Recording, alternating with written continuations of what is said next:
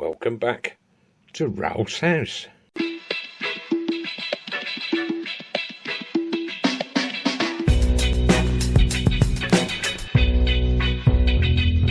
Welcome to Ralph's house!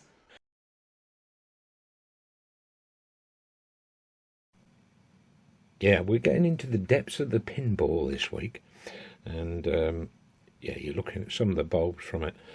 Amazingly, none of the filaments have blown in them. I don't know how old they are. But one of the things that came to mind is this pinball was made in 1937. My house was built in 1937, and my mother was born in 1937. Well, there's three reasons for starters, isn't there? Yes, welcome back. What you're looking at is what was the backglass. The backglass is sat here. And the way they work, they're all in little individual segments, and the bulb only lights up in that area. Otherwise it would spread to others, wouldn't it, you see? On the back of the glass, you think, oh, that looks different. Yeah. On the front, you've got your main illustration, and then you've got a layer of white.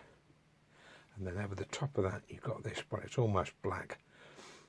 That's the blacker, so no light will shine through that, but it will those. Do you see what I mean? But there's been a lot of flaky paint. That won't bother us too much because we're going to make a new back glass with this. I think it would be, frankly, a lot of work trying to touch this up, particularly when you've not got all this missing. Yeah, I could go in and paint it all, but I think in the longer term I'll be better off replacing the whole back glass. And it is actually possible to get it printed on the original back glass, so I'm told. But I probably won't do that. I'll do it on a new piece of glass. But that is the back glass. As I say, it's a mask, a black mask, and the light, the bulbs will only shine through the white areas, which ultimately shine through the coloured areas on the front. But if you've never seen the back of a Genco Archer back glass, you have now. And if you want to freeze frame, you're more than welcome. If you've ever wondered what's behind a pinball back glass, when you look at the playfield, it's that bit. This is what's behind mine, and it's basically a bulb box. And I remember some years ago, would have been in the very early 80s, and I was working at a youth club, and we decided we were going to build a disco. And actually we did all right, and the local authority did back us a bit on the financial side of it, but we built a lot of it. And a lot of the light boxes were like this, so you've got a shallow box, you divided it all off and put different colour bulbs in each, and they would just move about, you know. Very basic stuff. But this is the back box of the 1937 Genco Archer. And but what's been interesting about it is I've been going through all the bulbs, and most of them seem to work, surprisingly. But what's happened is, if you look, you see that some of them are quite corroded in the bulb holders, and in actual fact that some of them you can see, look, the sort of corrosion that I've got on them. Don't lose your bulbs. But at some point in its history, some of them were changed from that to a bayonet fitting. Well, I just thought, well, the long-term aim is to change all this over to LED bulbs. But I'm going to do some experiments before I do that. But we'll get it going on the bulbs, I think, first, because that's how the game was created, wasn't it? But it's the fact that obviously a bulb socket had failed, and they'd just replaced it with a bayonet one. So I went online and I found a seller who was selling 100 of these sockets for 18 quid, and bear in mind there's something like 6 quid for 5. I couldn't say no, really, because whatever I've got left over, I'm sure will be welcomed by other pinball owners of the same period, you know. Put them in the post for a suitable cost, so I'll gradually get my money back, or some of it. Anyway, that's the wood, and the back is just painted white. Right, let's have a look at the reverse of it. And there it is. That's the back of the light box. These are E10 MES bulb holders. And although lots of things have changed from imperial to metric and valves to semiconductors, these threads remain a constant. Now they are MES E10s.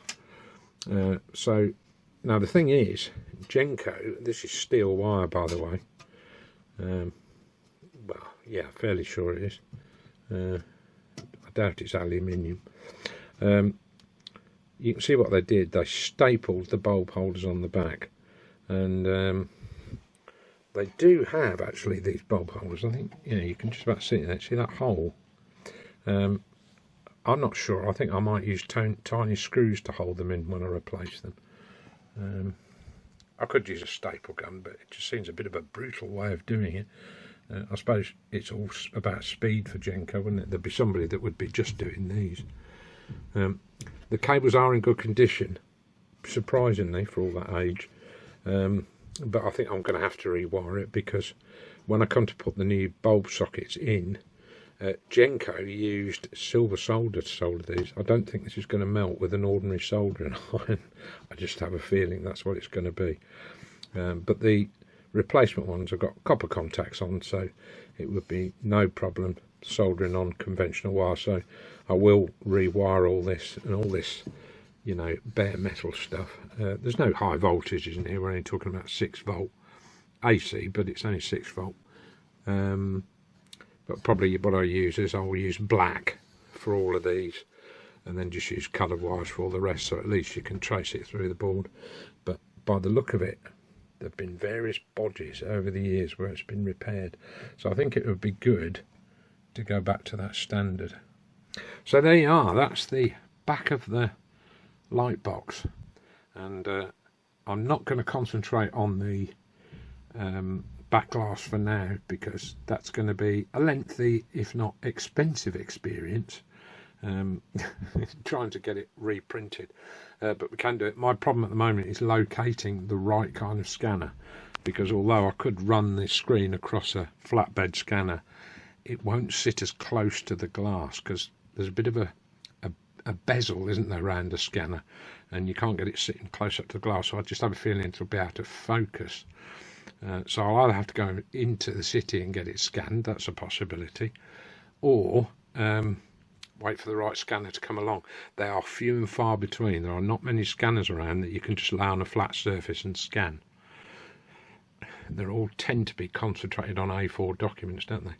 So they are. That's it for this week, and just a bit of insight into the back of the Genco. Interestingly, some of the other Gencos have their school wheels and everything in here. I mean, that's a possibility. They did vary things, but this one's rather nice and simple, and it's just a giant bulb holder, really. I think I mentioned in an earlier Runk's house that my mother had died in recent months, and she was a lot of fun, and she had a great sense of humour. She'll be pleased that I've said that. But one of the things that came back is when the funeral directors picked her up and take you for cremation and all that sort of stuff, they just sent a cursory note back saying, "There are some metal rings, would you like them back?" And I thought, oh, they're going to be our wedding rings, of course. And they all came back, but the second one, right, see that coppery one sitting up, I'm fairly sure that belonged to her mother. It was her wedding ring. And my mother couldn't get it on her finger. She put it on her little finger, but what a tiny hand she had. Anyway, I shall treasure those. I shall keep them always. And they're as important to me, well, perhaps not quite as important to me as her, but important all the same. See you next week. Oh, and don't forget to subscribe.